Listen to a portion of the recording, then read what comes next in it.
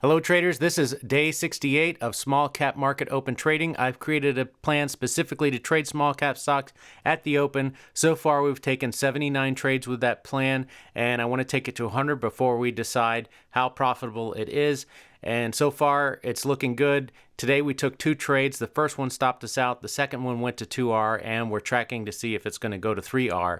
So here's the small cap screener. This is what I use every single day to pick the stocks that I trade, and I organize the list by volume. And I'm looking for stocks that are going up in price over 5% and also meet my daily chart criteria, which is all written in a lot of detail in my trading plan. By the way, if you're interested, no pressure. That trading plan is available on patreon.com/tradingarmor. There'll be a link in the description. So we're looking at stocks like Fubo, IGMS, KC, but these stocks have to meet my daily chart criteria. And at the time I was trading Fubo was not over 5%, but IGMS was. It did not meet the daily chart criteria, so I rejected it.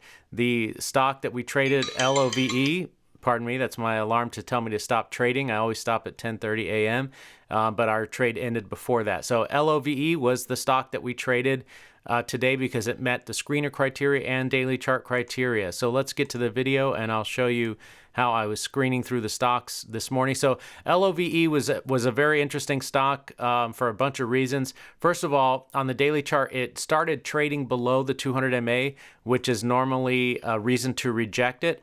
But it looked like it had the possibility to break out above the 200 MA before meeting our setup criteria, and that's exactly what it did.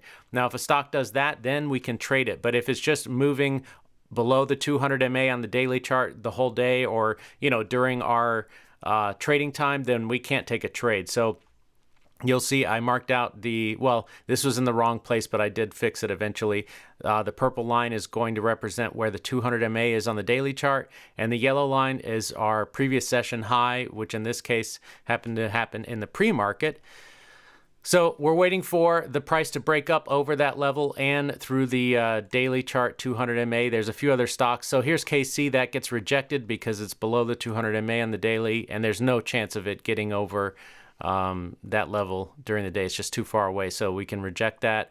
There's a bunch of stocks that got rejected, and this happens a lot nowadays because the small cap, the whole market in general is kind of in a recovery phase right now, so there's a lot of stuff trading below the 200 MA on the daily chart. So that's why, there's been a lot of no trade days lately. But anyway, here's LOVE, and you can see here, this is the 1-minute chart now.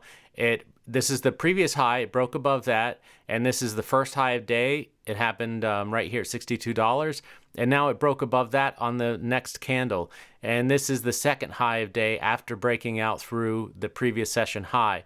And that's the level that I'm interested in. When that level is established and there is a pullback, then I want to see a new high on the 1-minute candle, and then that's going to, excuse me, I'm getting a message right now I have to read, and I can't restart this video because I am running out of time here trying to get this quick. Okay, sorry about that.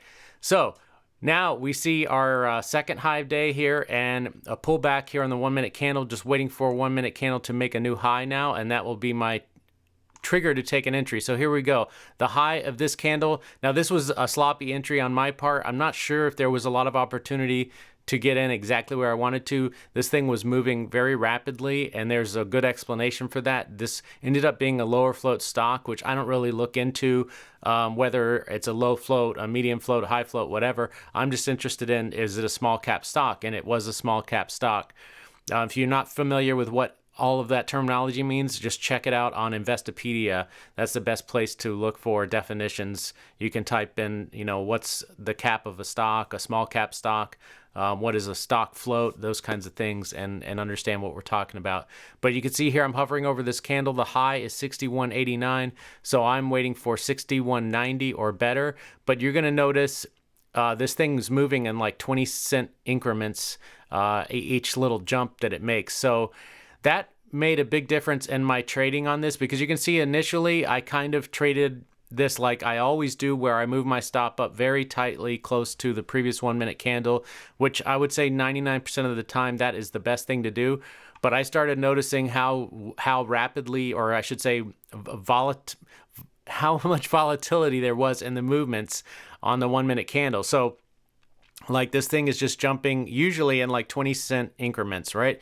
So I thought, okay, well, let me make my stop about 1% below the bottom of this candle. So I did a little less than that. It might have been like 0.9%. So eventually you're going to see me move my stop down, but likewise, I have to move my profit target up because we're only trading 2R all or nothing. And that's it. No more, no less. For right now, we are tracking 3R as well.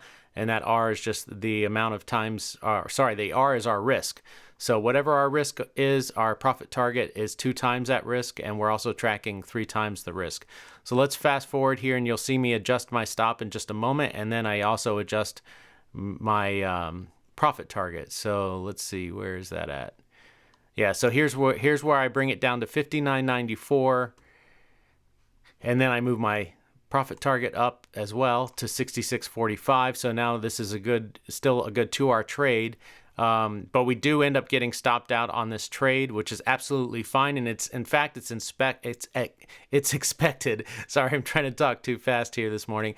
So it's expected that we lose our first trade. Why do I say that? Because I've been tracking the statistics this whole time, and in 79 trades, we only win the first trade about 25% of the time right now. So I expect this trade to lose.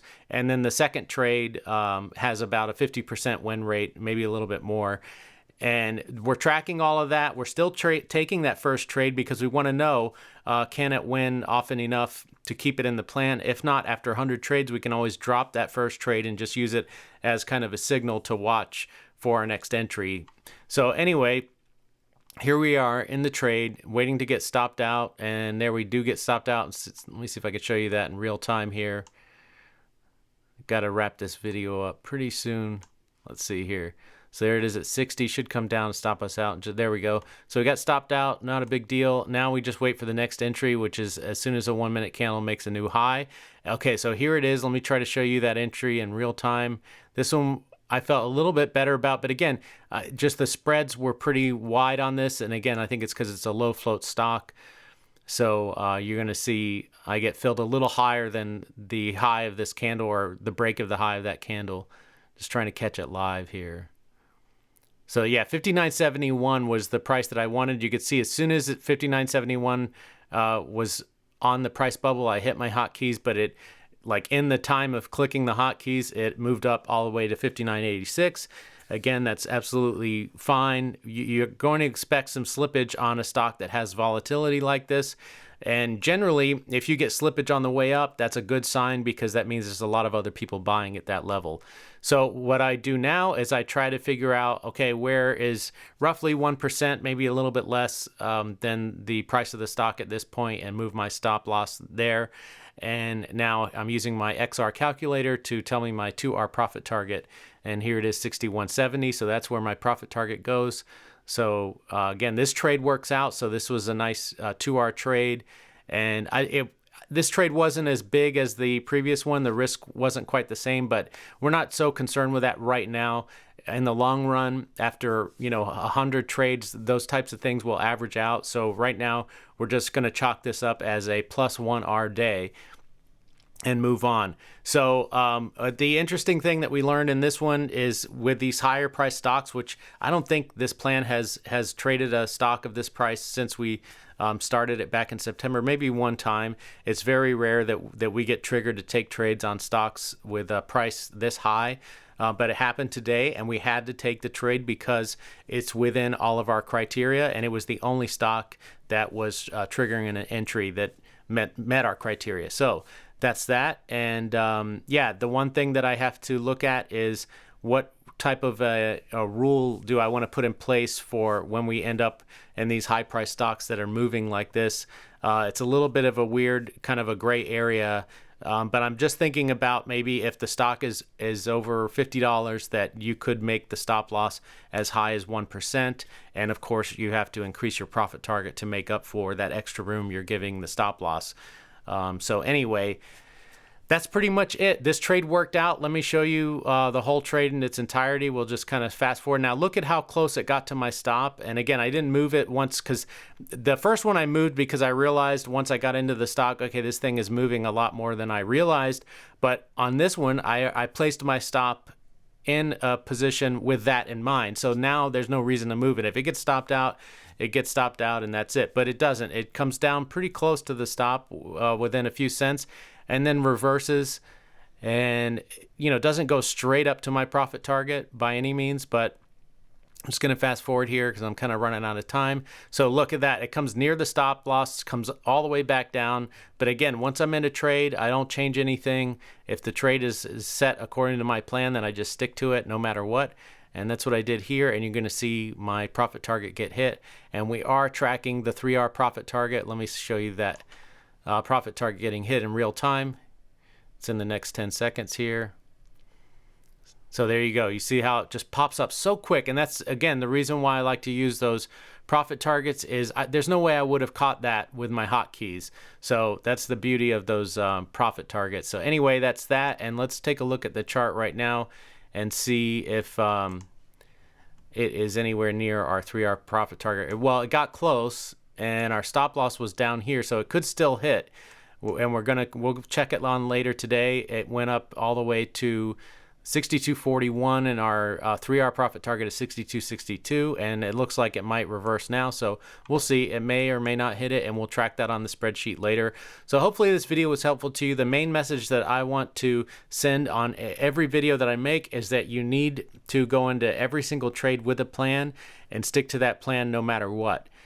Discipline is the most important part of trading. If you have a plan that's profitable, but you don't have the discipline to trade it properly, you're never going to be a profitable trader. It's as simple as that. So as I said, always go into every single trade with a plan. Stick to that plan no matter what. Always take your stop losses, honor your profit target, and in the long run, you should be green. Take care.